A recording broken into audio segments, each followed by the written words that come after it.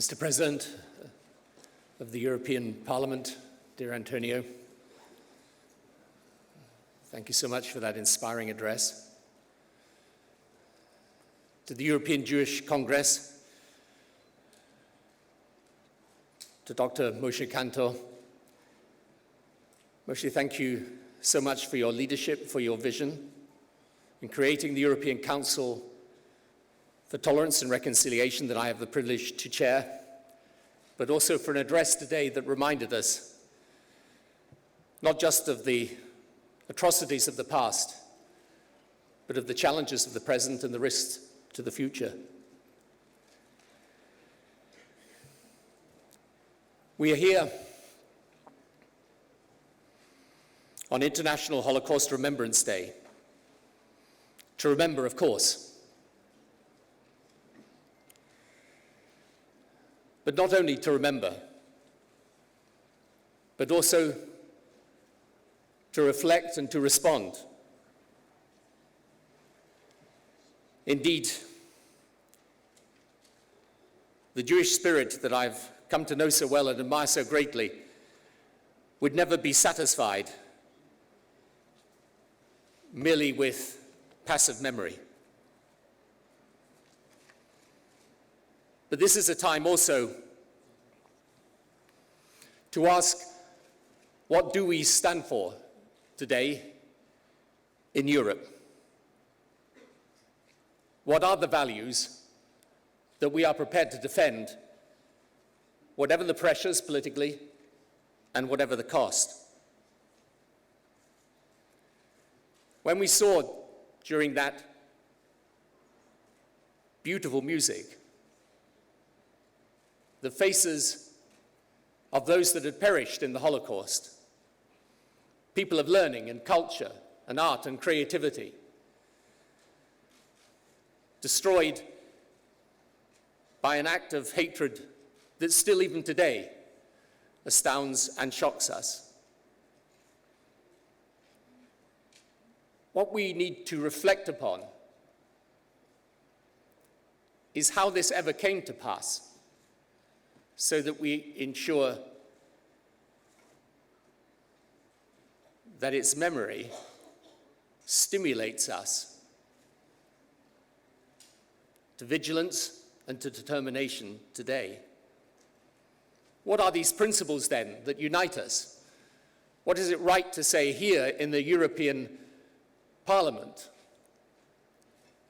This institution born out of a vision of a different Europe, where people live together in harmony and coexistence. The first principle, surely, is that we stand for equality before the law, for tolerance, for respect across the boundaries of faith and race and culture, and that this right is irreducible and inalienable. Second, there is no small act of prejudice that does not enlarge the space for prejudice and hatred to flourish. So when we stand against it, we stand from the beginning, from the first insult, the first stone, the first even petty act of hate, the first barrier erected to the idea that people are indeed equal. Third, we reaffirm that in this struggle there are no bystanders. To fail to act is itself an action. That action has consequence. And the consequence is what we saw on this screen as we watched the faces of those that died. They died because of acts of hatred, but they also died because of feelings of indifference, when indifference has no place in the face of prejudice. Fourth, we can never be complacent. Dr. Cantor reminded us earlier, these acts of anti-Semitism are here and now. Even in Britain, in the last few days, I am ashamed to say there have been such acts perpetrated against the Jewish community. We are not complacent because we know the good that humanity can do. But we have also experienced the bad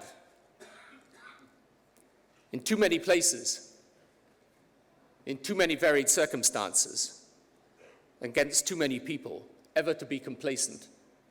So vigilance is a necessity, and any sense of security is false. Fifthly, in this struggle, the world is one nation. We have no blind eye, no boundary of culture or country.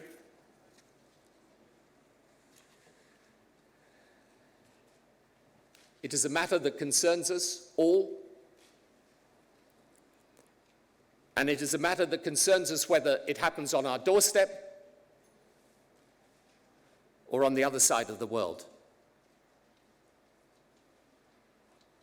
And sixth, the scourge of anti-Semitism is unfortunately, again today, on the increase. What has always been wonderful about Holocaust Day, however, is the degree to which people of different faiths and different cultures come together and say that on this we are one culture. Whether it is acts of hatred and prejudice against Jews or Muslims or Christians or minorities anywhere, it is contrary to our values, contrary to our beliefs, and contrary to what we honor here today. And finally, of course, we do remember, because the act of remembrance itself is important. The act of remembrance helps us defend what we believe in, to recommit, to refocus, to recognize, as Beata did so powerfully just a moment ago, that this obligation and this challenge is with us all the time. We can only imagine the suffering and the anguish of those that perished in the Holocaust, in their millions.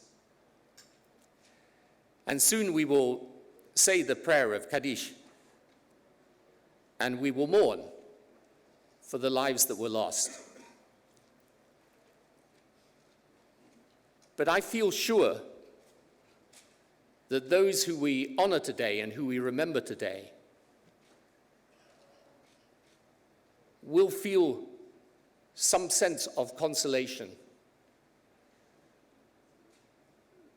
that in honoring their memory, we pay tribute not just to them, but to what they represented and what they stood against, and what we have to stand for today.